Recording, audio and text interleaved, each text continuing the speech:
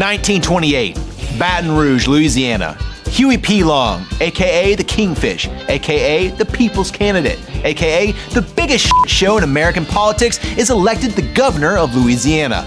As some context for this last title, at age 16, he was kicked out of high school for publishing a letter that attacked the teachers. Following this, he started a petition, got a majority of residents in his town to sign it, and got his principal fired. Several years later, not doing well in law school and absolutely broke, he convinced the Chief Justice of the Louisiana Supreme Court to let him take the bar exam early. He passed. In 1927, he beat up a former Louisiana governor after he called Huey a damned liar.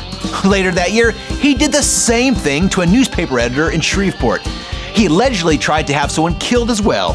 Finally, in 1928, after being elected governor of Louisiana and basically ignoring the state constitution, he had a copy of it thrown at his head by a senator who yelled, "Maybe you've heard of this book." At this, Huey picked up the text, looked at the title and said, "On the Constitution now." That's some Liam Neeson shit right there. All this should give you a pretty clear picture of how he responded after he told the state legislator that he couldn't live in the governor's mansion because it was rat-infested and the floors creaked. They had gotten a $150,000 loan from the State Board of Liquidation to build a new one, only to have the state legislator say, "No, Huey, you're living in the governor's mansion."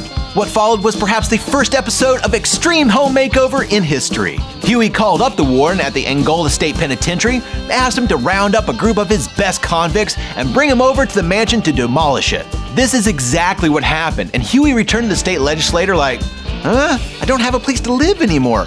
Guess we need to build a new one. The new one very closely resembled the White House, which wasn't by accident. Huey announced he would run for president against FDR in 1936, and just as he was building a movement, he was assassinated in 1935 by the son-in-law of a political rival he destroyed. His last words were, "God, don't let me die, I have so much to do."